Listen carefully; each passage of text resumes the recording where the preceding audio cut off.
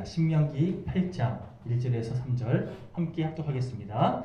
내가 오늘 명하는 모든 명령을 너희는 지켜 행하라. 그리하면 너희가 살고 번성하고 여호와께서 너희의 조상들에게 맹세하신 땅에 들어가서 그것을 차지하리라. 내 하나님 여호와께서 이 40년 동안에 내게 광야길을 걷게 하신 것을 기억하라. 이는 너를 낮추시며 너를 시험하사 내 마음이 어떠한지 그 명령을 지키는지 지키지 않는지 알려 하심이야. 너를 낮추시며 너를 줄이게 하시며 또 너도 알지 못하며 내 조상들도 알지 못하던 만나를 내게 먹이신 것은 사람이 떡으로만 사는 것이 아니요 여호와의 입에서 나오는 모든 말씀으로 사는 줄을 내가 알게 하려 하심이니라. 아멘. 자, 지난주 앞서 말씀드린 것처럼 지난 수요일부터 사순절 기간이 시작됐습니다. 열순자 써서 40일의 기간 동안 예수 그리스도의 십자가의 의미에 대해서 또 이 땅에 오신 예수 그리스도의 그 고난과 또 부활의 의미에 대해서 함께 묵상하는 그런 기간입니다. 특별히 이 기간 동안 신명기 말씀을 중심으로 해서 우리가 그리스도인으로서 반드시 붙잡아야 할 믿음의 방향에 대해서 함께 묵상하는 그런 시간을 가질까 합니다. 자, 신명기 아시는 것처럼 신명기는 모세오경의 마지막 부분에 배치된 책입니다. 창세기, 출애굽기, 레위기, 민수기, 또 신명기 이렇게 5개의 성경으로 구성된 모세오경은 이스라엘이 하나님께 택함 받은 과정들 또 하나님께서 그 이스라엘 성경 통해서 어떤 뜻을 어떤 말씀을 허락하시는지에 대해서 우리에게 쭉 소개하고 선포하고 있는 그런 하나님과의 약속의 말씀이 기록되어 있는데요. 특별히 이스라엘 백성들이 이제 가나안 땅에 들어가기 전 40년간의 광야 생활을 다 마치고 나서 그 훈련을 다 마치고 드디어 가나안 땅에 입성하기 전에 모세가 소위 고별 설교하는 방식으로 그동안 있었던 일을 쭉 언급하면서 하나님의 말씀을 다시금 선포하는 그런 형식으로 기록되어 있습니다. 신명기는요, 넘겨보시겠습니까? 듀테오로스 더하기 노모스, 이게 헬라어로서 다시 말하면요, 두 번째 율법 듀테로놈이라는 이 말에 우리말 다시 신자 명할 명자, 그래서 다시 명한다라는 그런 의미로 기록된 성경인데요. 여러분, 새로운 율법을 다시 주셨다 이런 의미가 아니라 40년 동안 광야 생활하면서 소위 새로운 아이들이 태어났잖아요. 다음 세대들이 태어나지 않았겠습니까? 그런 다음 세대들에게 이미 예전에 광야 생활을 통해서 하나님께서 계속해서 말씀하셨던 그 내용들, 또 하나님께서 이스라엘 백성들에게 명하셨던 그 약속의 말씀들에 대해서 이스라엘 백성들이 다시금 재정립하게끔 또 그 뜻을 바르게 깨달을 수 있도록 말씀을 또다시 선포한다라는 의미가 있다는 거죠. 자, 잠깐 우리 모세오경에 대해서 소개해드릴까 하는데요. 하나님께서 창세기를 통해서 인간이 어떻게 타락했는지, 그리고 하나님과의 관계가 어떻게 단절되어졌는지를 우리들로 하여금 깨닫게 하십니다. 그리고 출애굽기를 통해서는요, 피로 인한 구속의 은혜에 대해서, 여러분 소위 아는 것처럼 유월 어린 양의 피로 죽음의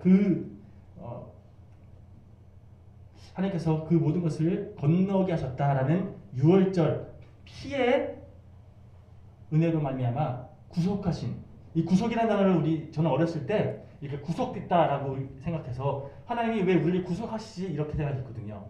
그런데 우리를 구원하고 속량하셨다라는 뜻이에요. 하나님께서 피의 대가로 대신 우리의 죄를 속량해 주시고 우리를 구원해 주셨다. 이것이 출애굽기의 가장 중요한 핵심 사상입니다. 그리고 하나님께서 우리를 인도하고 계신다. 또 하나님께서 우리의 참된 인도자 되시니까 그 하나님의 강한 손을 의지해야 한다. 이것이 출애굽기의 내용이에요.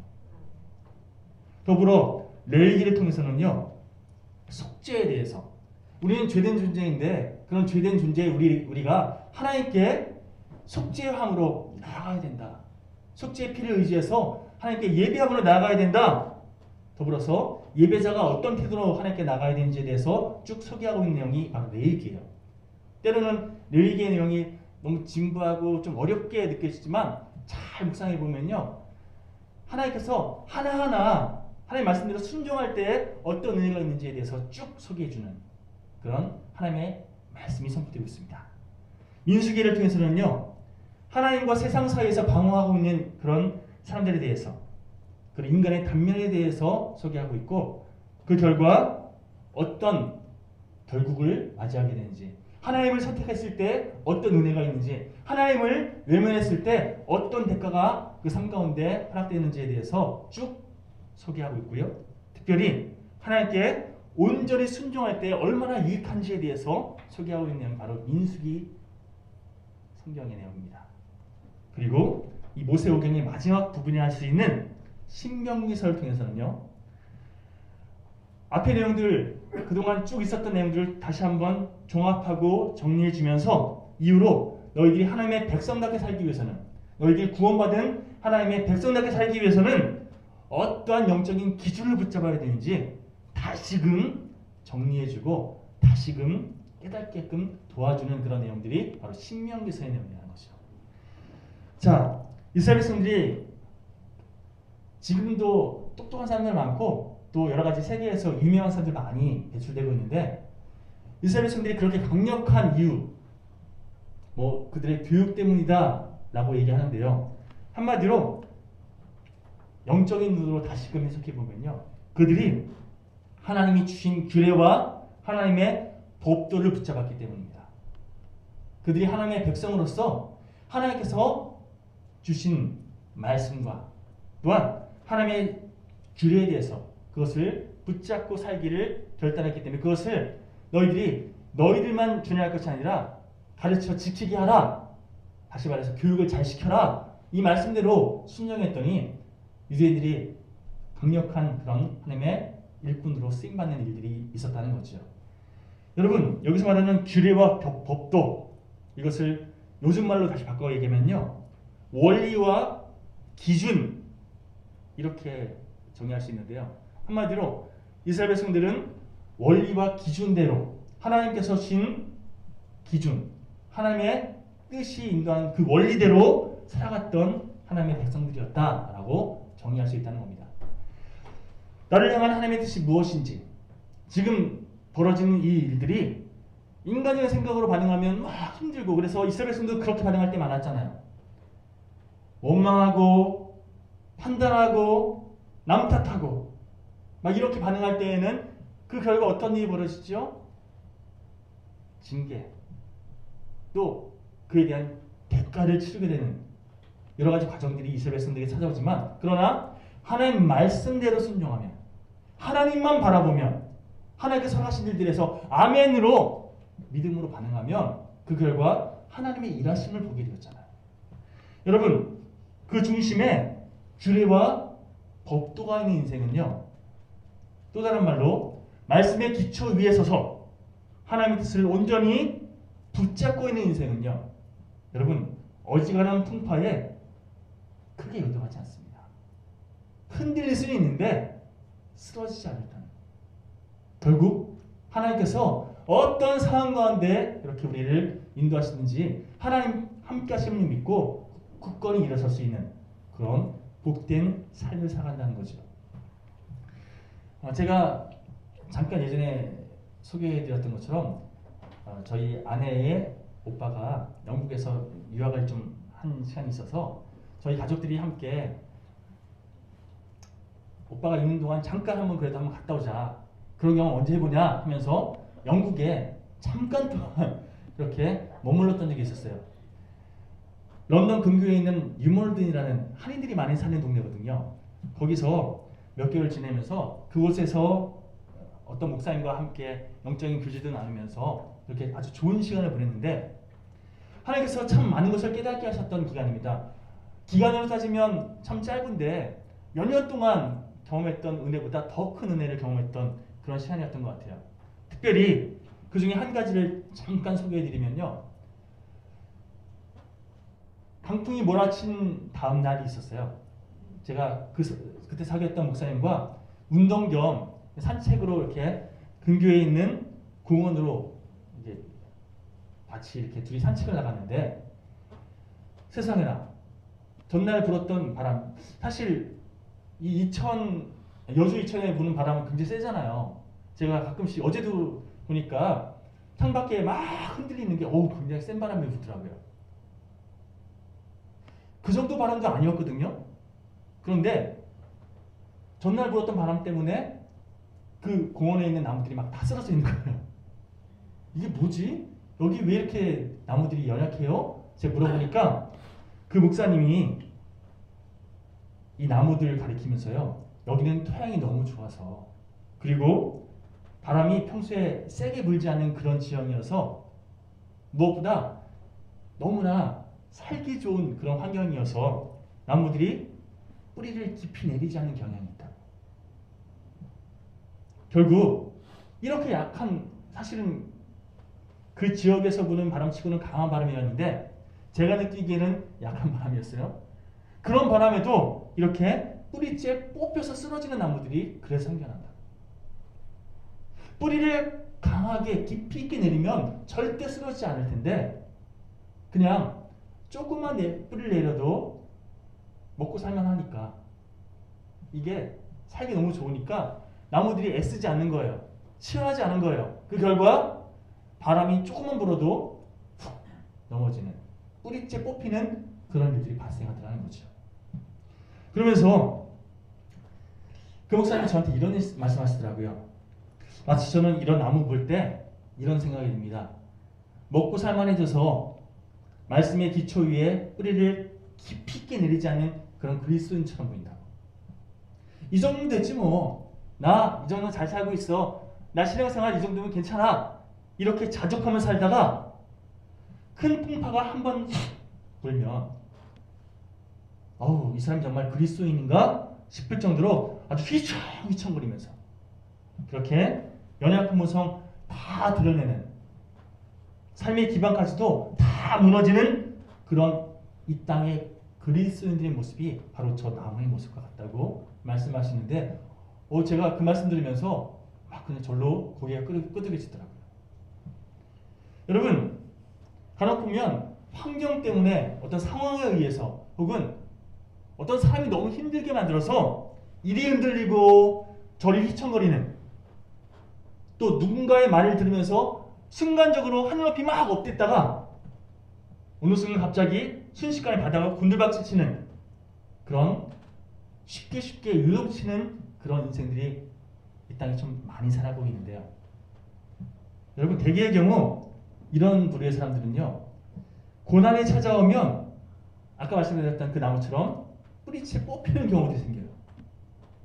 왜 나에게 이런 일이 벌어지냐고 하면서 억울하다고, 나 죽겠다고 이렇게 아우성거리다가 결국 일어설 힘을 스스로 얻지 못하는, 절망감에 스스로를 가둬버리는 그런 선택을 하더라는 겁니다. 하지만 여러분, 정말 사실을 말하자면요, 고난 때문에 또 환난 때문에 그 사람의 삶이 막 그렇게 흔들린 것이 아니라, 그 사람의 삶 가운데, 그 사람의 중심에 하나님의 규례와 법도가 정확하게 뿌리내리지 못했기 때문에, 그가 말씀의 기초 위에 깊이 있게 뿌리내리지 못했기 때문에 이런 일이 발생하는 거예요. 환경과 상황이 문제가 아니라 그 사람의 믿음의 뿌리가 문제라는 거죠. 말씀의 기초 위에 그 삶이 바르게 깊이 있게 뿌리내리고 있으면요, 여러분, 하나님께서 이 일을 나에게 왜 허락하셨는지 결국 깨닫지 못해도요, 내 삶을 주관하시는, 내 삶을 인도하시는 하나님을 믿으면서 그 삶을, 그 모든 상황과 환경을 감당해내는 그런 하나님을 의지하는 선택을 하더라는 거죠. 여러분, 고층 빌딩일수록 기초공사를 더 깊이 있게 해야 된다고 하더라고요. 예를 들어서 제가 아내한테 우리나라의 가장 큰 높은 빌딩 뭐냐고 롯데타워라고 하더라고요. 그래서 몇 층이냐 물어보니까 잘 모르겠대요. 몇 층이죠? 110 몇 층이라고 알고 있는데 롯데타워가 예를 들어서 15층 아파트와 기초공사가 똑같이 되면 어떻게 될까요? 쉽게 넘어가겠죠. 더군다나 높은 고층일수록 큰 강풍에 더 많이 노출되어 있는데 10층 정도의 아파트, 15층 정도의 아파트, 20층 정도의 아파트를 짓는 그 깊이로 기초공사하면요. 롯데타워 어떻게 되겠습니까? 더 깊이 있게, 더 탄탄하게 기초공사해야 어떠한 풍파가 멀어져도 견고하게 서 있는 건물을 되지 않겠습니까? 여러분 급하다고 무조건 높이 올리는 게 문제가 아닙니다. 얼마 전에 그것 때문에 문제 크게 벌어졌잖아요. 빨리 올린다고 하다가 어떻게 됐어요? 순식간에 무너져 버렸잖아요. 여러분 건축물을 높게 올리려면요 그만큼 더 시간을 투자해서 더 깊이 있게 기초공사해야 된다는 거. 이 기본 상식인데 그 기본 상식이 신앙생활에도 동일하게 적용됩니다. 하나님께서 우리를 높이시려고 우리를 더 아름답게 사용하시려고 우리 삶 가운데 말씀이 기초공사를 막 하시는 과정이 있어요. 그러면 우리는 그것을 인간적인 생각으로 고난이라고 환난이라고 생각하는데 아니요. 우리를 더 높이시려고 우리를 더 아름답게 사용하시려고 기초공사 든든하게 하시는 과정이라니까요. 여러분 신앙의 깊이가 설명되지 않으면요. 신앙의 깊이가 먼저 단단하게 구축되지 않으면 신앙의 높이, 다시 말해서 신앙의 성숙이 제대로 이루어지지 않다는 것을 우리가 깨달았으면 좋겠습니다.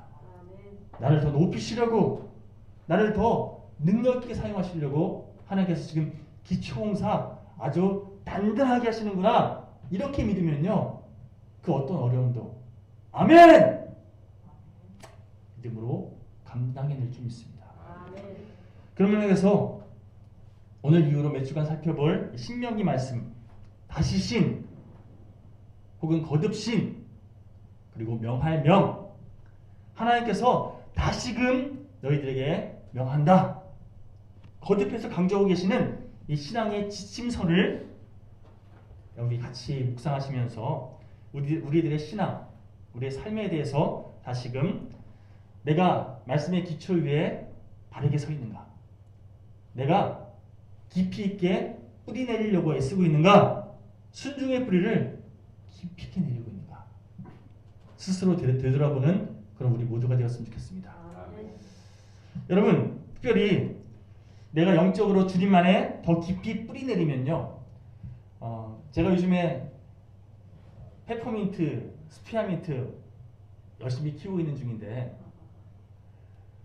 이 녀석들이 참 신기한 게요 위에 많이 자라서 좀 잘라내고 그것을 물에 담가놨거든요.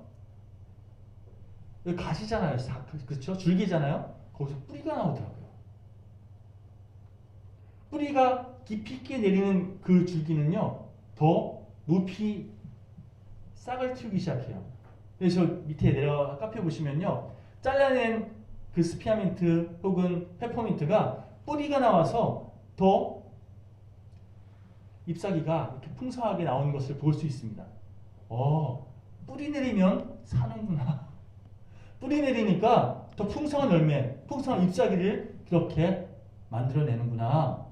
제가 배우고 있어요. 여러분, 뿌리를 많이 내리고 천천히 새싹을 내는 나무는요. 장수합니다. 반면 뿌리는 별로 없고 가지만 남으면 가지만 아주 많이 있으면요. 아까 제가 소개해드렸던 그 영국의 바람만 훅 불어도 뿌리째 뽑히는 그 나무들처럼 여러분 금방 말할 수 없습니다. 바람만 불어도 쉽게 쓰러지더라는 거예요. 우리가 겉으로 보이는 부분 잎사귀만 더 풍성하게 하려고 했으면요. 여러분 결국 우리 삶 가운데 찾아오는 이런저런 상황들에 대해서 쉽게 무너지고 쉽게 굴복합니다. 반면 우리의 뿌리가 되는 부분, 다시 말해서 우리가 말씀의 기초 위에 바르게 서 있기 위해서 우리가 내면화 작업을 바르게 하잖아요. 그러면 결국 하나님께서 허락하시는 어떠한 바람이 불어도 휘청거릴 수는 있지만 그러나 견고하게 다시금 일어서는 그런 복된 삶이 되는 줄 믿습니다. 겉으로 자신을 드러내는 부분, 뭐 외모, 부귀영화, 명예, 뭐 이런 부분들 우리는 많이 신경 쓰잖아요. 다른 사람들에게 인정받는 부분, 어떤 사역자와 제가 대화를 하다가 자기는 다른 사람들이 인정해주지 않는 그런 일이 있으면 별로 하기 쉽지 않대요. 이왕이면 사람들이 알아주는 거에 더 많이 내 시간을 투자하겠다고. 제가 그 얘기 들으면서 그럴 수는 있는데 결국 이건 하나님의 뜻은 아닌데 라는 생각이 들었어요. 하나님은요, 맡기시는 일에 비록 내 눈엔 작아 보이는 일이라 할지라도 사람들이 하찮게 보는 그런 부분이라 할지라도 하나님께서 맡기셨으면 최선을 다할 줄 아는, 순종할 줄 아는 그런 일꾼을 기뻐하신다는 거예요. 다만 하나님께 인정받는 일에 집중하면서 사람들이 인정하지 않아도 하나님이 인정하시면 주님이 기억하시면 족하리, 이 마음으로, 이 믿음으로 매 순간 우리에게 허락되어진 일들 믿음으로 감당해내는 우리 모두가 되었으면 좋겠습니다. 하나님의 뜻을 붙잡고 그 말씀 잊지 말고 삶 가운데 하나님의 뜻을 적용하려고 애쓰면서 그렇게 하나님께 인정받는 복된 인생, 이게 바로 하나님의 마음을 시원케 하는 그리스도의 모습인 줄 믿습니다. 여러분, 가만 보면 외모를 치장하는데 열심을 다하는 그런 분들이 있어요. 저도 그런 때가 있었습니다.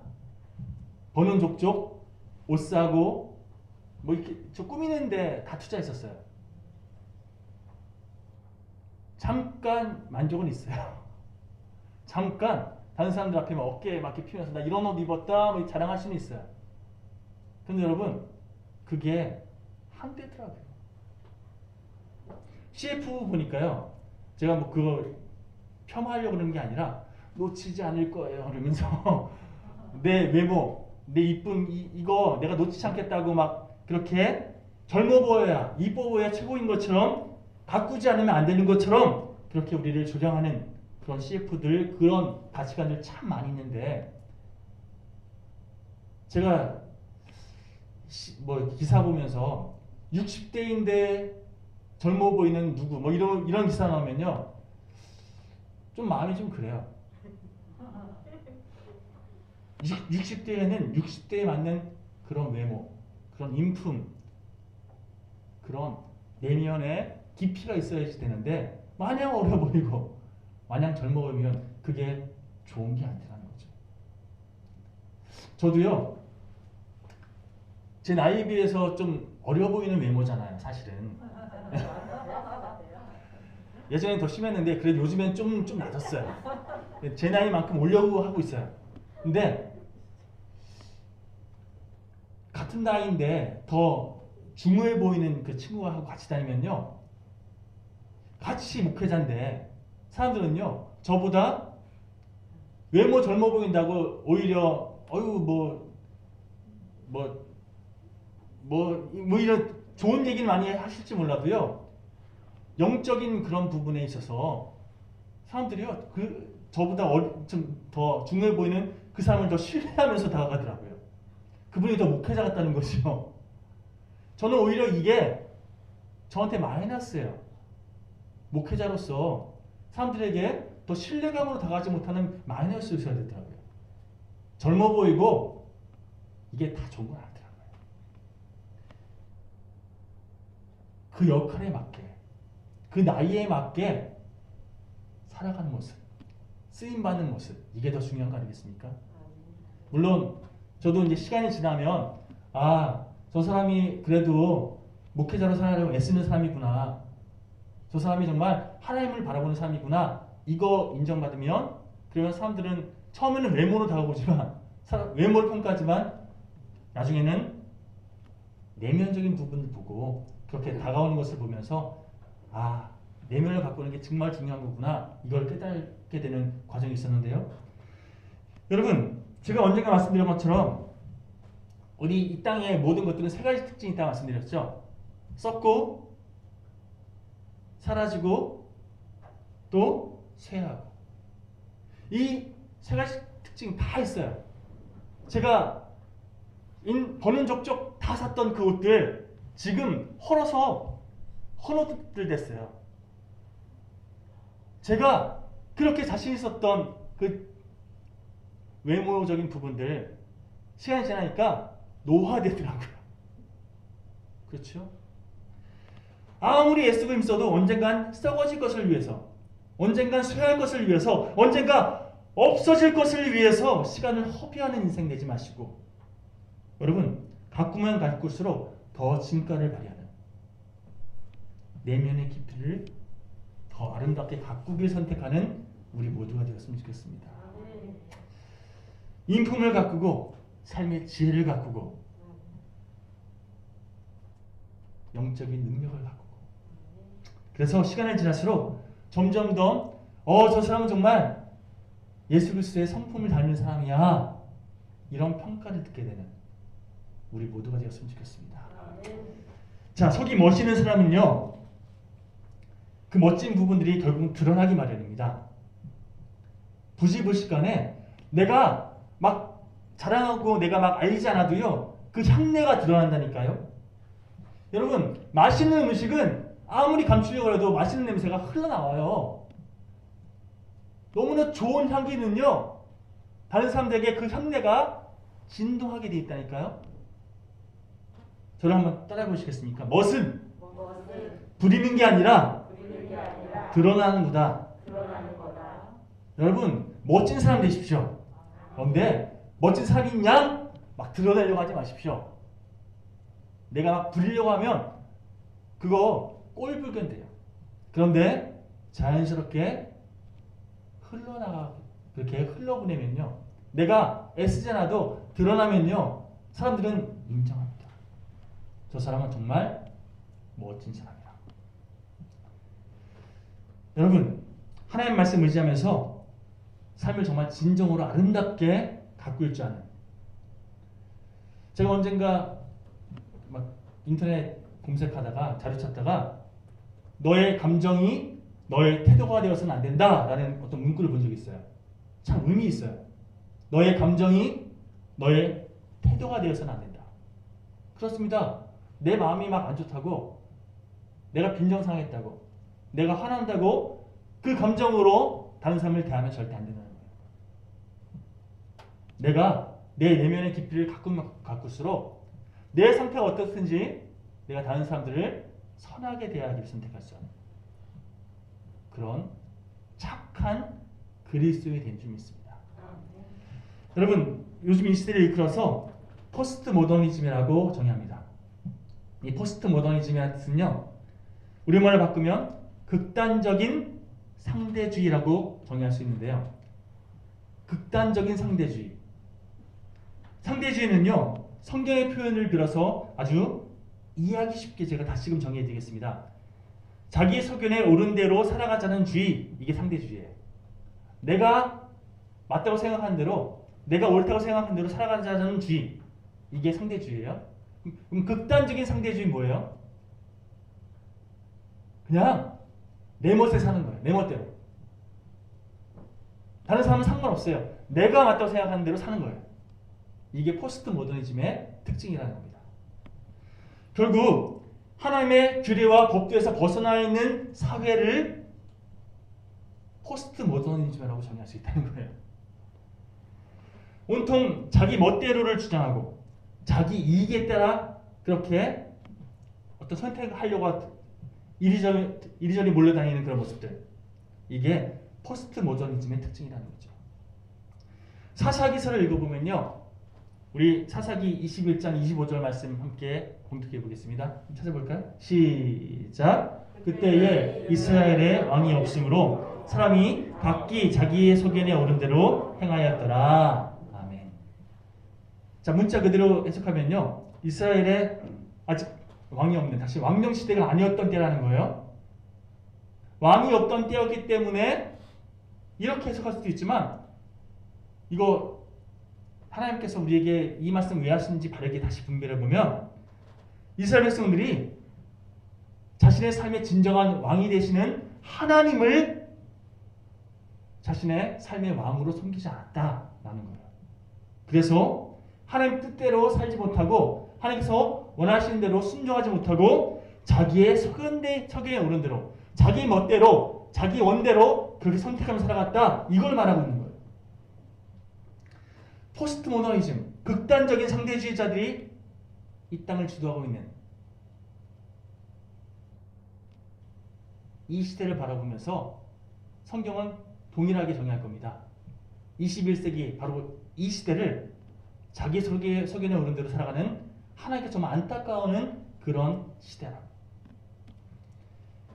여러분, 사도 바울이 이렇게 우리에게 권면합니다. 로마서 12장 2절 함께 읽어볼까요? 시작. 너희는 이 세대를 본받지 말고 오직 마음을 새롭게 함으로 변화를 받아 하나님의 선하시고 기뻐하시고 온전하신 뜻이 무엇인지 분별하도록 하라. 너희들 이 극단적인 상대주의, 자기 속에 놓은 대로 내가 맞다고 주장하는 이런 세상의 가치관에 현혹되지 말고 끌려다니지 말고 본받지 말고 너의 마음을 하나님의 말씀으로 십자가의 보혈로 새롭게 해서 하나님의 뜻이 무엇인지 바르게 분별하며 살아가라. 여러분, 간절히 바라는 것은 이 시대의 풍조, 나만 좋으면 돼, 나만 아니면 돼, 이 시대의 풍조에 영향받지 마시고 언제나 하나님의 선하시고 기뻐하시고 온전하신 뜻이 무엇인지 분별하며 살아가는 우리 모두가 되길 소망합니다.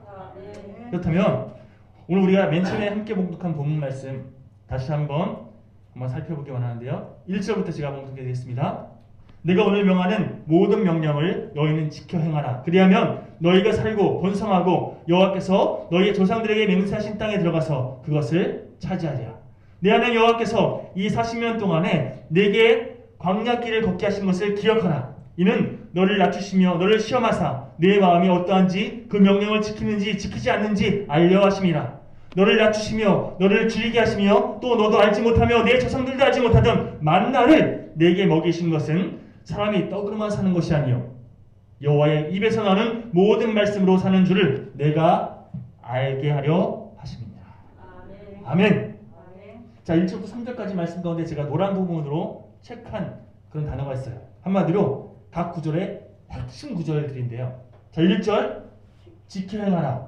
2절 기억하라. 3절 내가 알게 하려 하심이라. 자, 다시 한번 저를 따라 보실 수 있습니까? 지켜 행하라. 기억하라. 내가 알게 하려 하심이니라. 여러분, 적어도 이 40년 기간 동안 지켜 행하라, 기억하라, 내가 알게 하려 하심이니라, 이 세 가지 구절 붙잡고 사십시오. 하나님 말씀 지켜 행하라, 기억하라, 내가 왜 이 모든 일을 허락하는지 결국 알게 하려고 하십니다. 자, 주일에 선포되어진 말씀은요, 그냥 이 시간 듣고 아 그렇구나 하고 고개 끄덕이고 마는 끝나는 것이 아니라 한 주간 동안 붙잡고 살아가야 하나님의 말씀입니다. 그런 의미에서 제가 잠깐 불시 점검해 보겠습니다. 지난주 말씀 제목 기억하시는 분? 지난주 말씀 이미 일주일이나 지났는데 지금 물어보시면 어떡하냐고 저한테 말하시는 거죠. 날마다 새 힘으로 이사야서 40장 말씀 27절에 31절 말씀으로 제가 리뉴라는 단어 기억나시죠? 날마다 하나님께서 주시는 새 힘으로 살아가십시오. 뭐 제목도 기억 안 나는데 대지 기억나겠습니까? 첫 번째 대지, 언제나 하나님의 뜻을 분별하며 살겠습니다. 내가 알게 하려 하심이니라. 이어지죠. 두 번째, 고난이 찾아올 때 그것을 막 어떻게든 빨리 지나려고 애쓰는 게 아니라 어떻게 하겠다고? 그것을 통해서 영적으로 성장하는 인생이 되겠다고. 여러분, 말씀 선포될 때 그것을 붙잡고 기억하고 지켜 행하기 위해서, 그리고 나서 하나님께서 나에게 왜 이거 허락하시는지 깨달아 하는 이 과정을 계속 거치잖아요. 성장합니다. 더 깊어집니다. 그럼 그럴수록 더 높아집니다. 여러분, 제가 좋아하는 찬양이 하나 있습니다. 우리는 기대하고 기도하며 기다리네. 기도하고 기대하면서 하나님께를 기다릴 줄 아는 인생. 그러려면요, 하나님의 말씀을 기억하시고 지켜 행하시고 그 모든 과정 속에서 하나님이 어떻게 해서 이 모든 과정 일하셨는지 깨달아 하는 이런 삶의 선수단이 일어났으면 좋겠습니다. 여러분, 하나님께서 허락하시는 참된 기쁨을 누리는, 형통의 축복을 누리는, 그래서 정말 신명나는 삶. 저는 신명기서를 읽으면 신명나는 삶을 살아가는 줄 믿습니다. 예 순간 신명나는 복된 인생, 그런 하나님께서 기뻐하시는 하나님의 정말 축복된 자녀로 살아가는 우리 모두가 되기를 적어도 이번 한 주간 동안 기억하시고 지켜 행하시고 그 모든 환경 속에서, 모든 과정 속에서 하나님께서 우리에게 무엇을 깨닫게 원하신지를 그렇게 분별하며 살아가는 우리 모두가 되기를 다시 한번 주님의 이름으로 축원합니다. 함께 이 시간 우리 찬송가 312장 함께 고백하시고 결단하시겠습니다.